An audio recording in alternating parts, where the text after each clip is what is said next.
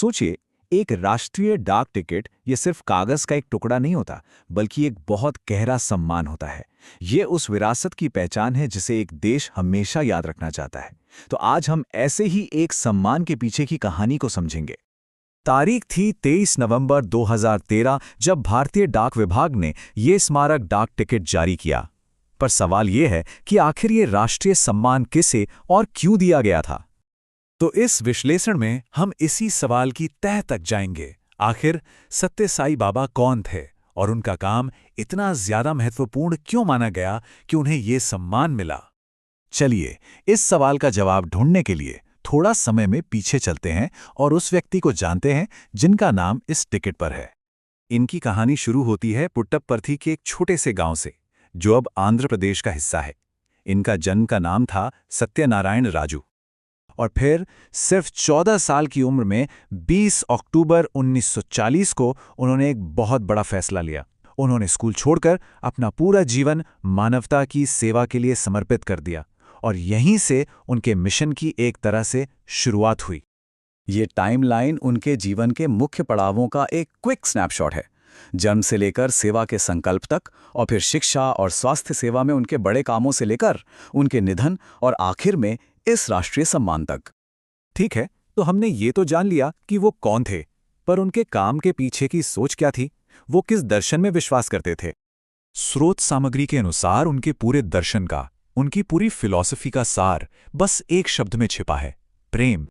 इस दर्शन का मतलब ये था कि कोई भी इंसान अगर अपने स्वार्थ को, अपनी सेल्फिशनेस को छोड़ दे तो वो दिव्यता पा सकता है। और इसी एक सोच ने उन्हें सिर्फ अपने बारे में नहीं बल्कि पूरे समाज के बारे में सोचने के लिए प्रेरित किया। यही उनके हर काम का आधार बना। और ये दर्शन सिर्फ एक विचार बनकर नहीं रह गया, बल्कि इसने जमीन पर बहुत ठोस कामों की नींव रखी।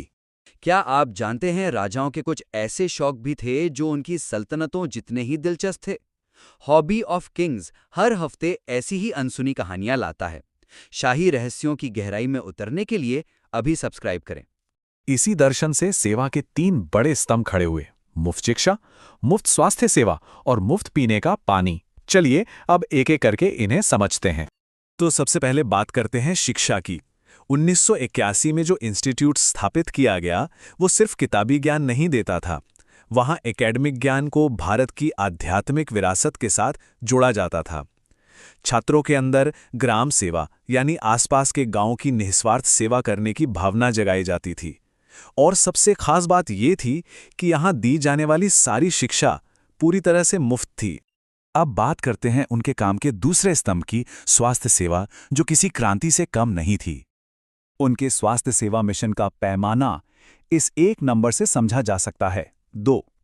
उन्होंने 2 अत्याधुनिक सुपर स्पेशलिटी अस्पताल स्थापित किए, जहां सबसे जटिल बीमारियों का इलाज भी मुमकिन था। पहला अस्पताल 1991 में पुट्टपर्थी में और दूसरा 2001 में बेंगलोर में खुला। इन अस्पतालों की सबसे असाधारण बात यह है कि यहाँ हर मरीज का इलाज, चाहे वो कितना भी जटिल क्यों ना हो, पूरी तरह से मुफ्त होता है। और तीसरा स्तंभ था एक ऐसी बुनियादी मानवीय जरूरत को पूरा करना जिसके बिना जीवन ही संभव नहीं है: साफ पानी। 1995 और 2004 के बीच 6 बड़ी पेयजल परियोजनाएं पूरी की गईं, जिनसे लाखों लोगों को साफ पानी मिला। तो मुफ्त शिक्षा, मुफ्त स्वास्थ्य सेवा और मुफ्त पानी, इन सबका उस डाक टिकट से क्या संबंध है? चलिए अपने शुरुआती सवाल पर वापस लौटते हैं। इस प्रकार की रोचक जानकारी के लिए हॉबी ऑफ किंग्स चैनल को लाइक करें, सब्सक्राइब करें। और यहीं हमें अपने सवाल का जवाब मिलता है। ये राष्ट्रीय सम्मान सेवा की इसी विशाल और ठोस विरासत को एक सलाम है। ये डाक टिकट उस जीवन को मान्यता देता है जिसने एक दर्शन को हकीकत में बदल दिया। ये कहानी हमें एक बड़े सवाल पर सोचने के लिए मजबूर करती है। सेवा की एक ऐसी विरासत बनाने के लिए आखिर क्या चाहिए जो पीढ़ियों तक याद रखी जाए।